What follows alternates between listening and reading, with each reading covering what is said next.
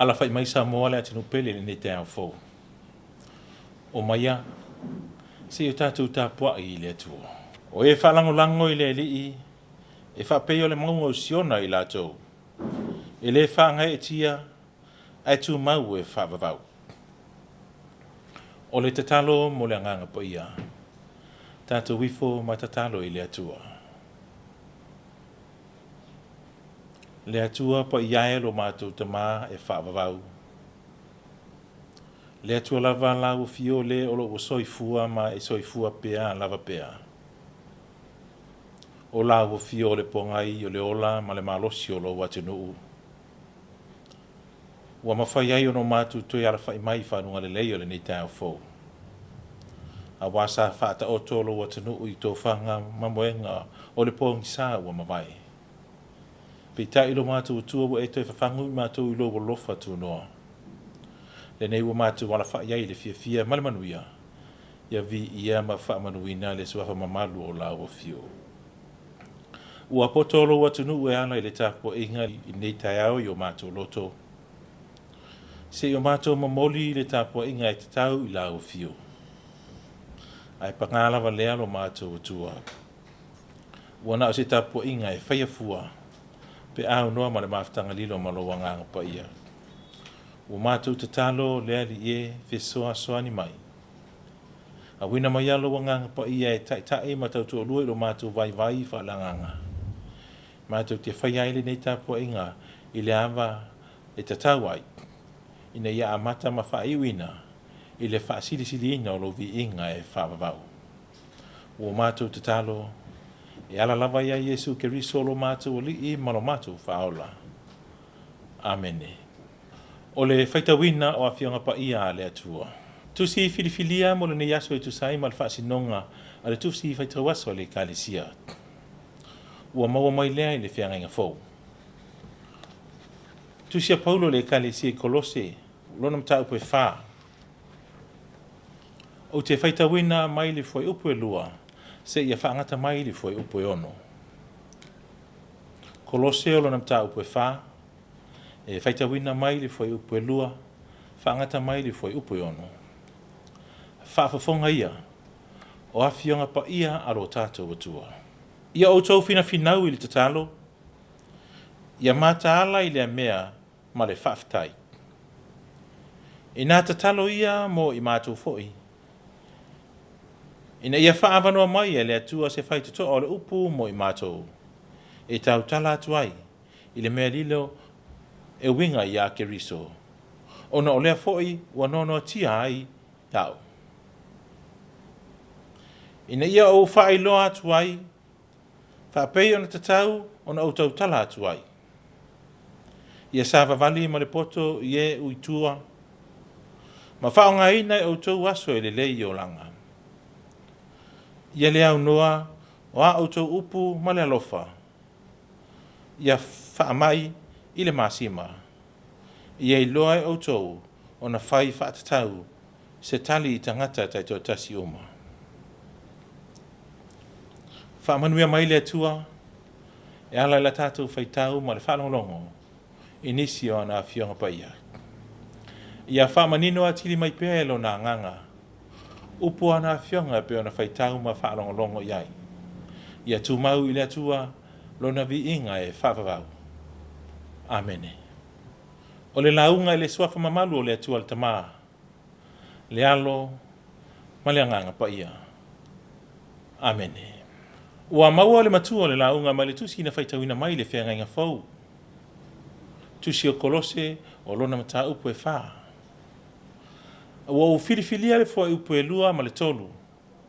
E whai mamatua. Whaafafonga o te toe whaitauina. I o tau whina whinau i le tatalo. Ia matala I lea mea ma le whaafitai. Ina tatalo ia mo I mātou foi. Ina ia whaavanoa mai e le atua se whaitutoa o le upu mo I mātou. E tautala atuai I le mea lilo e winga ia kiriso ona o lea foi ua noanoa tiai au. O le manatu o tu o le ni yaso aso Faraile. E tu sai ma le whaasinonga le tu si whaita waso e whaapea. Whaana namuina I le masima. Tatalo ma le anga lelei. Seasoned with salt, prayerfully and graciously. O le masima, o se elemeni ua fausia whaapitoa mai nisi o natura whaasai nisi, se lua. Ma mauti noa ai, lona tāua I so se tangata, I lona tūlanga whao ngā ina, mo le wha manongina, ma le tofo le iai o tau mafa. Ale ai se masima, I so se tau mafa, e mauti noa le ai foi o se tofo le lei o le nā tau mafa. Ai o le mafuanga foi le nā, e whao ngā lau tele ai e tangata le masima, ina ia wha manongina, ma tofo le lei ai tau mafa, mo le whao ngā ina. E manatu o whapena, le aunga ma le wha moe moe o le manatu o tū. Ma o onga le apostolo Paulo I le kalisia I kolose, e pei o le tusi I nau tato whaitawina. Manino I whaitaunga ese mai le nā vaiaso. E o mai fo I le nei vaiaso. O tō maanga. Ma sa ilinga fesoa soani a e pawhara ma matai o le kalisia I a Paulo. Mose fesoa soani. A lea ua tatala le io au afa. Ai o le au afa mau. A le apostolo lea ua whaeva. Ua folasia. Lea foi ua momoli. Lea ua momoli e tō whahai. Pe whai foi maufitai. E a fi ai le tō maanga e pawhara. Mata mao le kalesia I kolose. Ina nei se I toe mati. Ma fono le upenga ua masai o le seifua utu vai. O le kalesia I le atua. A o le tua lalo a le sina o le tala le lei. Se I so loi e sea o taota malapisi. O tala inga se. Ua wha la ve fau. Ma luangia ai le savalinga whaatua o le kalesia I le atua. Manino I le wha malosi fuai upu wa whai mamatua. Iau tau finau I le tatalo. Ia mata ala I le mea ma le whaafitai.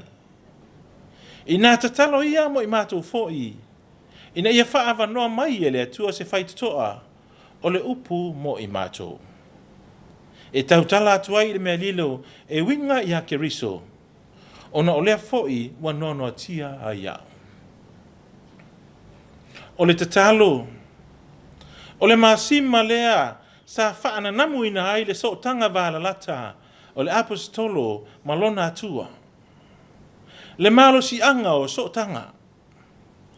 Ai o le ape whai o whaamanuianga e lolo mai ai le tamau ainga wha le atua. E utu fia ai whaiva o le au auna. Ua tu mau ai I le tali tonu ma whaatua tua I le atua. Awala o malo si anga e le tau ina whai. E le tau foi ina whaatau nu. A o upu matala e whaaleo mai le loto ma le anganga. Ua whaangao e utu fia mai le whaasinomanga o le mana ma le anganga. Ma le anga le lei e whaatina foi ina ia mausali ai mea lofa le atua. Au wala e whaapupula ai le tangata I sosia ese o le anga le lei whaasoa o tamau ainga o le atua. Manino I le tua lalo a le apostolo. O le tatalo. O le a upenga le tangata whaatuatua e si o mi ai ona whaiva. O le finau ia leu tuva. O na whaamau lalo. Mamo moli I le atua. Aua ma le masarsalo. A ia ngā wai ma le loto whaafitai. Whailoa e le apostolo. O le tatalo, e whaailoa ai le so tanga vale lei, o le whialo lofa hai. Ina ua o tātou momoli i le atua, ma whatianga o so tanga whale tangata, i mea uma, e mana o mia ai, le whetausi ai, le whialo lofa ai, le whewha ma whana ai, ma le whewha ma ngalo ai. Ina ia tino le anga le lei whaasoa i le vano nofo o whanau o le atua. O le tataro foi, o le malo si anga lilo o le tangata whaatuatua, e utu mai e le anganga o le atua, o upu matala. E whaangangana ina ai, e whaasoa ma whaailoa i isi, o loo mana o mia ia mea alofa. A ia tau tala ma le poto. O mea alofa le atua, tātou te whaailoa atu ai, lona alofa tu noa, e mō tangata uma. Samoa le atu no pele. O le whaasoa le nā o le tala le leia le atua, mo i tātou i le nei Taeao fau au lia. Au se whiau wha le anganga e tapena i nai whaiva matiutia o le aso. O le tatalo, ua whatu saina i le masima, na te wha na namuina lo tātou wola, ma o tātou whatinonga ina ua o tātou la lafo i le atua. E wha manuia, e leo ina, e tausia ta yala ina o tātou wala. O le tatalo, o le a upenga o le taua whale anganga, tātou te tau ma manu malo ai. Ilu i tau ese o le ola, ina ua o tātou fina finau, matutu mau, i lo tātou atua, o le ali o au. O le tatalo foi, e ngā lulue whaatasi ma lo tātou wanga le lei atu.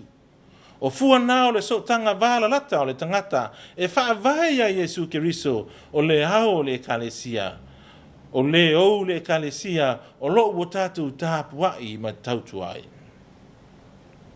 Tatalo, o le ape whai o whamanianga, e lo mai. E lo mai ai le tamau a inga o le atua i lana whamanuia. O le leonga, ma lana tausinga. A o le tatalo foi, e mawhai ai o na whaasoa le alofa. Le whetausi ai, le whianga le lei ai, le wha mawhana ai, na te whaatupu foi le leinga i le whiwata wai ma le whefuli tu ai. O amalo si anga le ti Apollo, wo tātou wa aia, wa se ngia ai le no folelei, ma le wa whetausi ai o lo tātou malom iona tai. Samoae. O lo tātou so tanga, vala lata, wha le whatu atua e ala i le tatalo. E to pule ai le atua i lo nanga le lei wha so mai. E tafi e sea ai le whewata wai, ma le whefuli tu ai. O le mamana fo i o tālo sanga, na te wha i loa i le tangata, e lea i lava sona mawhai. E fuatia ai wha vai mautu, na usu ngafa ai tua ama matua, e wha vai ai Samoa. Ua na o Yesu Keriso. Le wha vai le nā, e tapena hai a inga, e tapena hai nuu, e tapena hai le hatu nuu, mala e kalesia. Ta yala i nai foi, whanau e manui ai. E whaiva matiute o le ne yaso, Samoae, tātou tatalo malalafo i le atua, e tai, e leolawina, e tausia, e tau nuai i le manuia. O Yesu Keriso, le whata inga sili o le ola i le tatalo, na ia le wha moe i sona mawhai, e na ia tu umuli se no whanga tu ufua, matatalo ai i lona tamā o i le langi, na te wha atua ina lona malosi, e wha tili ai o na whaiva mo le ae. Ia tu mau i le atua, e au le mana malevi inga, e whaavavau lava. Amene. O le a tātou pepesi atu i le atua, i lona vi inga e se lau lua se fulu male lua. Se lau lua se fulu male lua le pese, la tātou pepesi ai i le atua.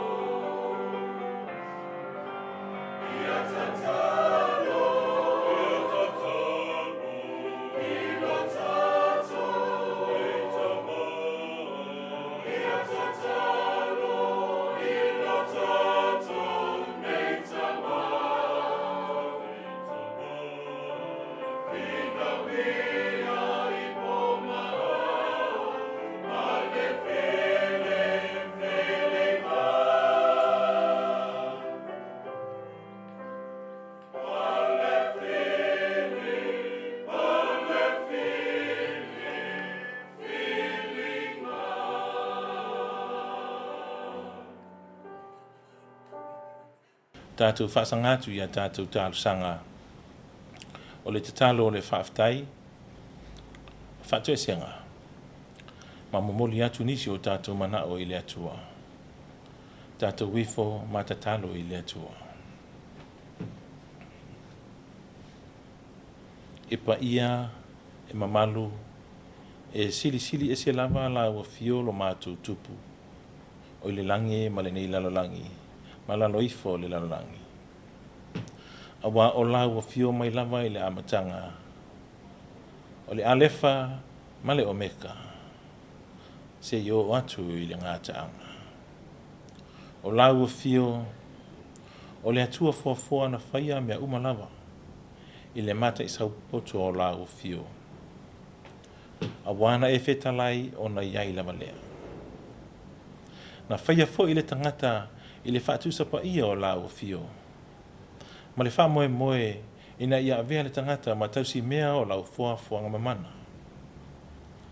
Ma ia e loa le tangata o na wha fo i le vi inga o le tāpua inga e tatau i la ua fio o le wha manu o le wha aftai ma le wha nitanga ia i la ua fio. I le ala wha i mai o lo watunu i le nei Taeao lo mātou ta mapa ia. O mātou iai se o mātou momoli le loto wha aftai i la ua fio. I lau tau singa whai pea e le mawai le soi fua ma le ola o lo watunu. Whaaftai tele lo mātou utua. I lo wanga le lei wha alia. O mātou ai i manuia pe o na iai le ni tau fau o mātou maua. I le ola fau ma le malosi whaafauina. Whaaftai tele lo mātou utua. Whaaftai ono le nei atunu ua e totofi mātou tina nofo ma ola ai. Whaaftai i la ua fio. A wai le aiso mātou lua ma so mātou mawhai. Wa na o la ua fio lava. Wa e to pule Samoa. E whai mō mātou tofi. Vi ia la ua fio. Ona o leola sa ili o mātou tua ama mātua. O i la tōua e o ta tia mai atu tia. I le whātou whala inga e ala. I le sa ilinga malo. Ai sa wha ma ite lava la ua fio. E na ua i u manuia. Ma ua tasi ai le wha vai o si o mātou watunu. Ua na o la ua fio lava alo mātou tupu sili. Whaaftai tele lo mātou tua. A wai ui lava i le whaingata ma winga le manuia o le tangata. Ai tu mau lava le mamalu, le paia ma le sili ese o la ua fio. Ma le wha vai ua tu tasi ai Samoa lo mātou watunu. Wana o la ua fio lava le tupu o le langi ma le nei lalo langi. Whaaftai tele. I loa lofa o lo wanga le lei ia Samoa. Ma iona tai se io o iona tangata anu. O Tapuaiga taitasi i totonu o le nei atunu. A wao latu whaiwa. Whanono manu ai la u fio. Mose manuia. Vi ia ma whaaftaia la u fio lo mātou tupu sili. Whaaftai fo i la u fio. Ona o hatunu ese ua mawhai fo i ona whesoa soa ni mai ia Samoa. E ala ilo latu tamau ainga wa sasa mai. E whesoa soa ni ai i tafa ese ia pe ona mana o mi ai e si o mātou atunu. Whaaftai la u fio. Ona o lau whaamanuia i le ele ma le lau whanua. O le sami fo e ma le ngā tai whale. E tua i ai whātua whala inga alo atunu i aso taitasi. A wale whafonga tau mafa. Ia male ola o mātua iai. Vi ia la o fiolo mātua ta mapa ia. Ona o le si o manga mātanga o fie male lau whanua lanu lau ava. O le whailonga o le ola. Wa e toto mo si o mātua watunu ina i o mātua wolaina. Me o mātua soli muri vai. E ala ilo mātua ati nae. Whaasao. Ma tausi lelei. A wā o le si o manga wa e au maia mo i mātua. Whaaftai le lasi o lo tamau ainga whaasoa i so se ala. Ua tāngo lima i ailu watunu. O nuu fo i mawhio anga i le ngata leo ainga taitasi. Ma lau e kale sia vi ia lau fio lo mātou tua. Whaaftai tele. O au mea lofa ua whaatamau a inga nailo ua tino i le tino, i le mawhau maleanganga, whaaftai tele. Vi ia la ua fiolo mātou atua, ona o au a fionga pa ia pe ono mātou whaita wina. Mo mātou tau ma whaifo i e whaawinga, pe ta ilo mātou tama, e papau so mātou iloa ma se mawhai. Ai whaaftai a wā o lau a fionga pa ia, e le uma lona tā ua male au ngai lo mātou wola. O le malamalama sili i lo mātou wala mātou ti sāwa wali ai ma le mauti noa. Ina ua e a o mai, o mai mātou. E whaatonu ai mātou, e whaapoto ai fo i mātou, ia i le ameo tonu o lau fio. Mātou te whaaftai a lau fio lo mātou ta mapa ia. Ono lo mātou fesoa soa ni sili ala i luanganga pa ia. E whaama i te ma whaailoa ia i mātou. O wala, e te whinangalo mātou te hui ma sa wawali ai. A wā o ala e tau i lo manuia e whaavavau. Al mātou whaaftai sili i leali e. Ono o Yesu ke risolo mātou li e male whaola. O lo walopele to tasi na awina mai. E maliu. E na ieto e soi fua manu malo mai le oti ma le tunga mau. O lo wafio le tūtau matau o lau fio. E whautua pēa mo so mātou wa wanoa. A le taulanga e tasi o ia saunia. Ina ia ola i mātou ma le lalolangi anga sala. Tu mau i lau o fio le vi inga o le whamanu ma le whanetanga nei ma so oma. Le atua pa iai. Wa to ele lo watu nuu i lau o fio ele nei Taeao fou.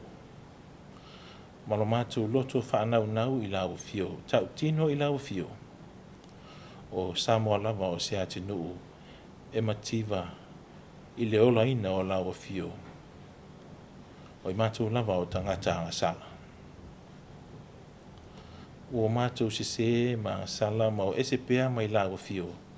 I lo mātou fia whai a mio. A o mātou le manatu atu. I lo walofa mai a i mātou. Whamangalo lo watu nuu. I winga wale tusa ma le silafanga ala o fio. E a mata mai lava i o mātou tai. Tai wha le atu nuu. Tai wha le malo. Tai o e kale sia nuu ma fioanga tai o ainga. Se i o lava i whanau. Le tamapa i ai.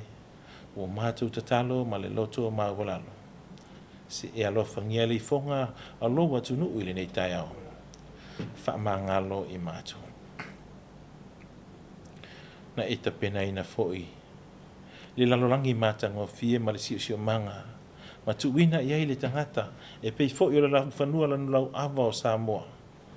Pei ta ilo mātou tua. O mātou whatamala. Ilo mātou so ona whai. Ono lo mātou nau lava i le oa. Ma le whaamalia ina o mātou loto mamanao. A ele ai o mātou seu sila le ali e. Mo le lumanai.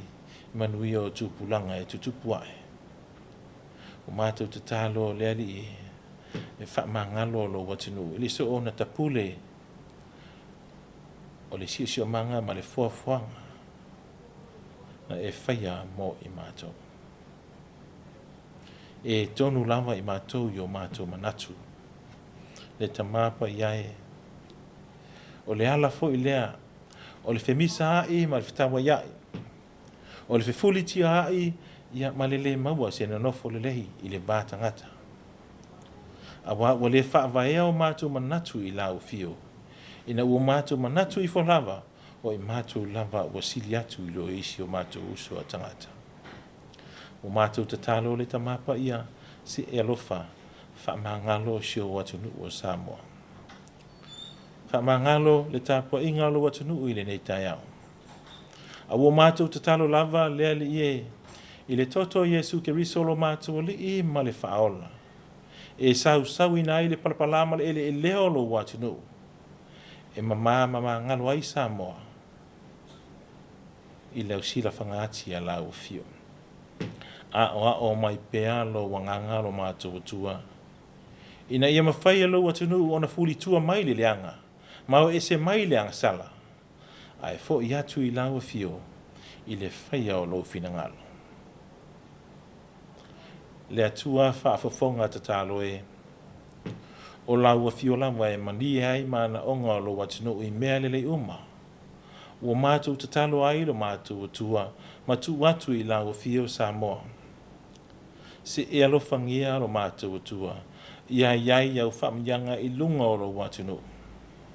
Ia lilingi whaua mailu ta mau ainga ia Samoa. Maona tangata. Ua mātou ta talo le ali ie whaamanuia I sio mātou malo. Whaamanuia I o mātou tai whaare malo I o lātou tau mo whainga uma. A wase ai mo le lumonai manuia o Samoa maona tangata. Mātou ta talo pea I la o fio matu watu tai o sio mātou atunu I la o fio. Ia lātou whaatou whaala inga. Ina ia mwhaiono lātou wola ina la o fio. Ia so uma ma taimi uma o le soifua ma le ona. A wā o le whaawai papa lea I le ma lue. I le tele o whaatia tamai o le ola. E tutupu I lea taimi ma lea taimi. E maua ai lātou ia I le whiai ngai ma le whitau siai. A o mātou te talo. Ia maua pea I lātou. Le so tanga ma la o fio. E mawhai ai o na lātou I loa ala moni o la o fio. E ui ai ma sawa vali ai. A wā o ala e tau le manuia. Wale ngata mo I lātou. Ai manuia I fo I Samoa maona tangata anu. O mātou te talo le ali e.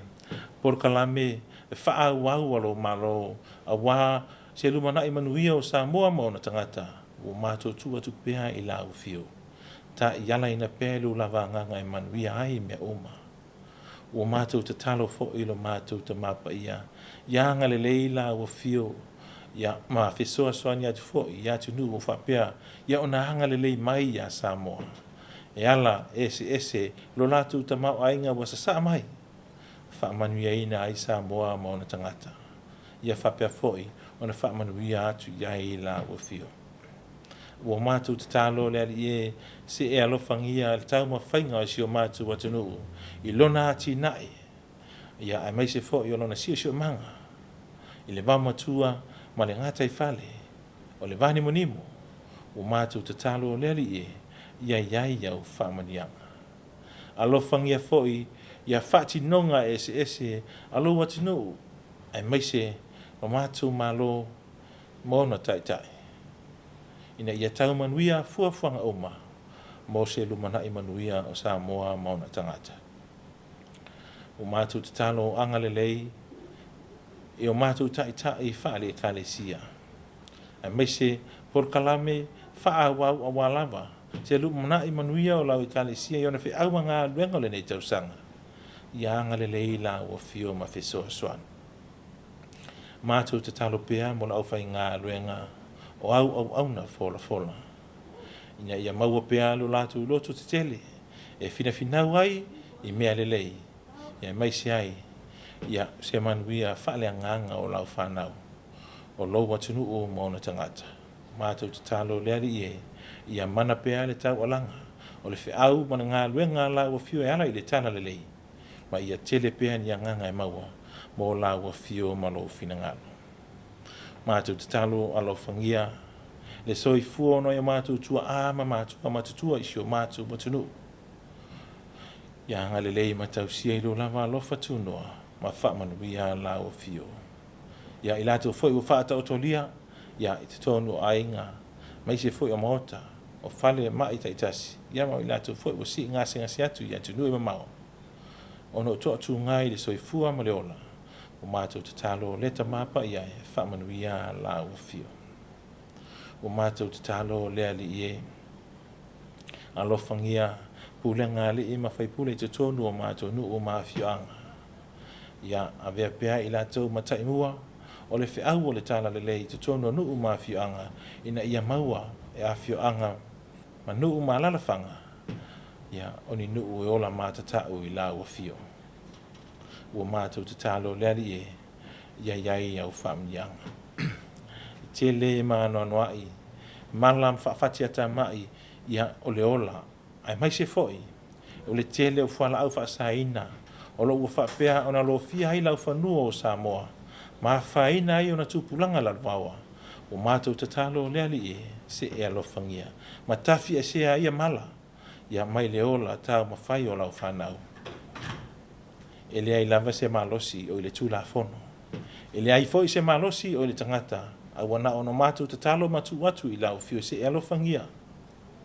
Ia tafi e sea o nei mala. E whaatupu mala ai ia Samoa, malona ola tau mwhai mona ati nae. O mātou tatalo fo e lea li e, se ianga le leila o fio. I le soifua whaongaina ma le soifua walawina o lau whanau. I tofi matiute ese, I le whenga iai le ne yaso. Ia iai lo wanga le leilo mātou tua. Ia leo wina matausia I mātou uma, I le mana o lau fio, whaatasi ma o whamanianga. Ia tofu si ai lau whana uma, o mātou tua. Mātou mana tua foi. Ia whanau o lo watunu, o I lātou wano fosala I whale pui pui. Ianga le leila o fio ma wha whana ia I lātou. Whaeloa ia I lātou lo lava mamalu ma lo siri ese. Ina ia mawhai o na suia le tangata. A wai le mawhai fo I le tūla fono. E le mawhai fo I o mātou tangata. O na suia se I vangana le mana o lawa fio e mawhai ai. O na suia o lātou o langa. Ianga le leila o fio I whaiva ese o le ne yaso I le whianga iai o lo watinu. O ia mātou tatalo lo mātou tua. Ua mātou wofo I nātu. Whaatasi ai matatalo lilo, o lo watunu, leli ie, ua mātou lalafo whaatasi atu I la o fio. Ina ia whaia pēa lo finangalo. Ai aua lava lo mātou whaatawanau. A o le manuia ma le file mu tele o la o fio le atu al tama. Le alofa sisiri ese o Yesu ke riso lo mātou o li ma lo mātou whaola. I le mana maftanga le mautusia ma la o fio anganga pa iai. Ia tu maulea I lunga o lo watunu pele o Samoa. Lunga o lau whanau whaatua tua I le lalalangi ma lau fua whanga mamana. A mata atu nei se I o le whaamavau lava. Amen.